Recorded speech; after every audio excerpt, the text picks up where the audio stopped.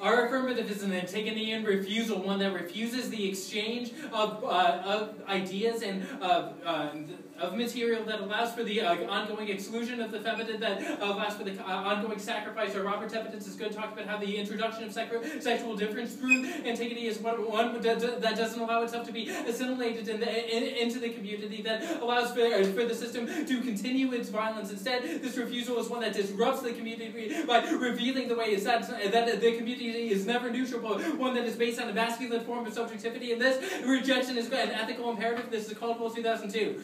The partial subjectivity of sexual difference is supported by ethics of the negative and intentionality, the direction ethics and the negative were to undermine the traditional subject, transfer disavowed materiality onto others. A new ethics of sexual difference then requires practice self-limitation of taking the negative limit to sexual difference upon itself rather than projecting upon others. Such ethics facilitates non-antagonistic subjectivity by acknowledging the partiality limits rather than shifting the bond to the singularity of the other, but the subject remain reserved for the language I love to you. Emphasize the other is not the object the subject of the subject who speaks, but another subject. The intersubjectivity interaction it facilitates a community which is neither narcissistic nor sacrificial. These innovations shift politics away from the mastery domination towards a shared exchange with others, a politics of quantity. This, according to the Wolin evidence, also our conjuring evidence, according to the Wolin evidence, we are criticism of transgression for transgression's sake, because this is the very same kind of irresponsibility that's for military violence to continue to be able to kill women and children without any kind of taking any kind of responsibility, because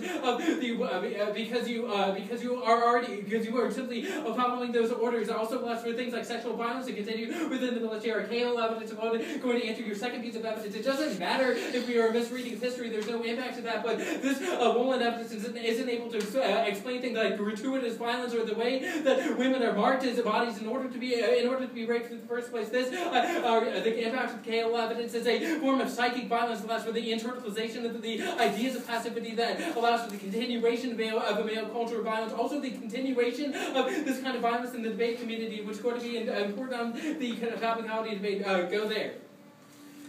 First of all, we meet your interpretation. We are restricting on the introduction of armed forces into hostilities. That means you get all your ground arguments. Our counter interpretation is that before we can have a discussion about what ought to exist inside and outside the community, we have to have discussions about why the community exists and for what purpose. We must start with the position that we respond to the schisms in our community and the way that different forms of violence, especially sexual violence, operate in our community. The negative exclusion of the affirmative only repeats the sacrificial logic we criticize. Those are our counter-interpretation of the interrogation of the debate community should be the starting point for the restriction on war powers. First of all, our conjuring evidence is going to impact turn your predictability and ground arguments, because it assumes the limits of the community. This specifically in terms of your Shively evidence, this attempt to debase community on consensus and communication actually as a depression, the CCOM 2000. Privileging communication assumes that all can participate. This assumes rational interlocutors has tended in both theory and practice to exclude women and minoritarian groups. That all acute communication involves contradiction, inconsistency, and heterogeneity. Language is much structured by miscommunications by communication. Minority groups and discourses are excluded from political discussions, decision-making, because they do not adopt modes with authoritative and rational conversation that assume homogeneity and transparency. Also impacted by our two pieces of Caldwell evidence. We call into question the kind of ground that you're talking about. The question is ground for whom the objection and exclusion of women, people of color, other oppressed groups in our community means that this ground is always leveled against them. The assumption of neutrality when we come into the debate space ignores the way in which systems of power structure the way in which we can interrogate these in the first place, which proves that your attempt to unify a community will simply sacrifice these differences. This is CCOM 2000, an ideal community founded in unity, consensus, and commonality of uses difference for sexual, racial, and cultural differences to be allowed to flourish within the community. Different needs and uses have to be acknowledged. Instead of insisting on consensus, community needs to be open for disagreement and fracturing. The expression of disagreement would overcome stagnation, complacency, and generate transition and transformation. Also, the fact of sexual violence that are coming out for Cahill evidence means that certain people do not have access to the debate space in the first place. This is our sacrifice is a meta topic, not only within the debate community as large, which means you always have a predictable argument, but also within the debate community itself. The fact of sexual violence means that people are excluded from the debate community. You should always means they don't get to access any of the knowledge or any of the education arguments you go for in the first place. enemies debate is fundamentally unfair against them. It means that your switch side debate isn't going to be able to solve because it assumes that neutrality doesn't assume the specific place that women have to take. The ability to divorce yourself from your position is something that women do not always have the privilege of doing when they are marked by the forms of violence that they are targeted by, and this is also going this is also going to lead to unethical. This leads to an institutional ethics that divorces human agency. This also from the Congress evidence. Their form of board divorces human agency from political action preconditional for genocidal acts of violence. Contract 2000. The exclusion of the highest good of the highest evil is a possible human agency that leaves us an image which is not very far from the ethics of tragic nation. Man does not God, he's not trying to act but if he does, he will inevitably cause either the problem of the state to fail to recognize the real source of evil will be impossible for the Nazis to torture, kill millions of Jews. It's not something they thought they were good, but they saw themselves as instruments who had already decided who must live and who must die. What is most dangerous to God pretends to be an insignificant bureaucrat, market a bureaucrat. Don't vote on potential abuse because it's unquantifiable and forced to judge the defense of reasonability is the best way to evaluate these debates on to see the political. They have to win framework to win any of these impact claims. Or to contract evidence is going to be an impact turn to this supercharged by cauldron evidence argues that, which means that this right takeover is going to be inevitable because it is necessary to create wars and exclude the abject in order to solidify national identity. That means that the impact that the affirmative is going to be a prerequisite to being able to solve the Rorty evidence and being able to engage in the public space in the first place. Two pieces of Caldwell evidence are really going to talk about how the exclusion of women and anyone associated with the material becomes inevitable in this sort of liberal democratic politics because it ignores the kind of the ways in which these differences are produced in a hierarchical formation. Also, all of the arguments about sexual violence means that women are necessarily excluded from the public sphere, which means the affirmative is going to be a prerequisite in order to be able to solve any of this.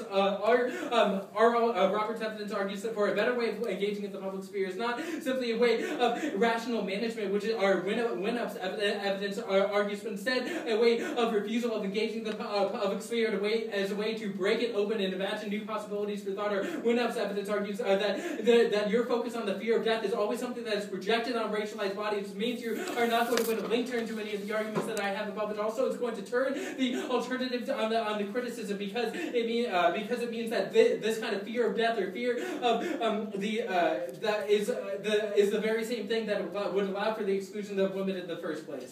Onto the K. First of all, we are prerequisites to the Juicer and the Gray evidence.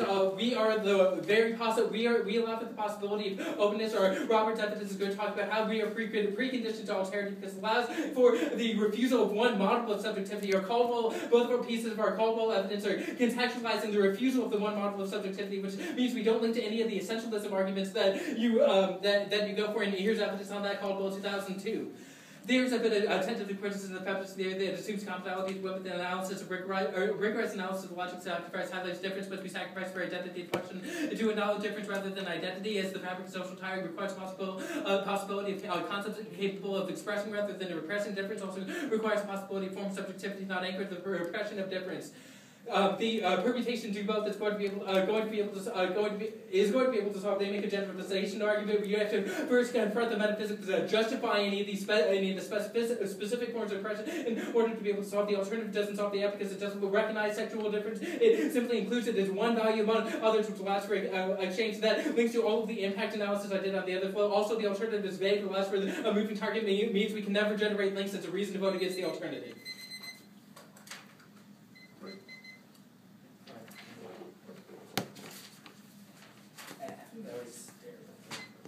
We took 4 seconds.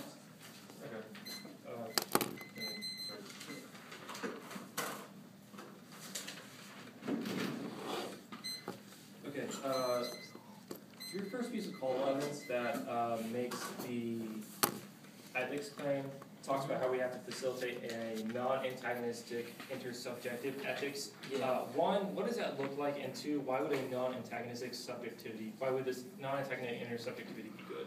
It would be one that looks like the recognition of difference. You can read it through the first 2 pieces of Caldwell evidence. And but what makes it non-antagonistic? What makes it non-antagonistic is the idea of the ethical relation which is done through a restriction on subjectivity, one that doesn't allow for the universalization of one model of subjectivity and the assimilation of all those other forms of difference. Robert's evidence is really good in talking about how the assumption that the other is okay as merely as long as it's the other the same is what allows it to be assimilated into these different modes of exchange. Our argument is instead that we have to refuse that assimilation. Right. But I guess my question, focuses more on this question of antagonism. Why is it that we can't have an antagonistic relationship, one that does not presume a universal identity that has to assimilate difference? Because those antagonistic relations have never been one that have been non-universal, and they've always excluded the feminine. That's our Caldwell evidence and our Cauldron evidence. Okay, let's go on the topicality. You say we meet your restriction on the introduction of U.S. armed forces and hostilities. Where in the app do you make this argument? And what I see.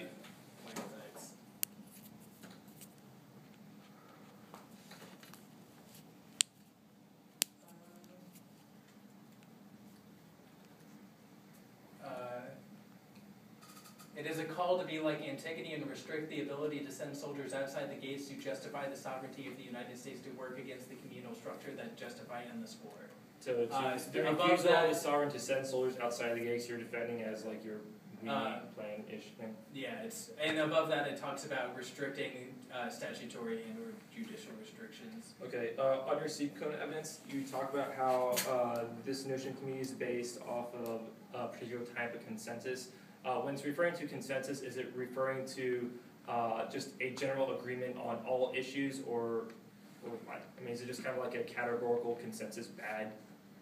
I think it's the idea that consensus defines the community. It's not that there can't be consensus within a community, but yeah, we can also have a consensus on the importance of disagreement, right? I'm sorry? We can have a consensus that disagreement is good, right? Yeah, but that's fundamentally different than saying that the entire debate community should be founded on a particular interpretation of... Final question. You say sacrifice is the meta-topic for debate. What does this mean? That all debates are about sacrifice, but we don't question the logic of sacrifice. That means, in terms of... Do you want me to explain it itself or in terms of debate? That's fine. Sure.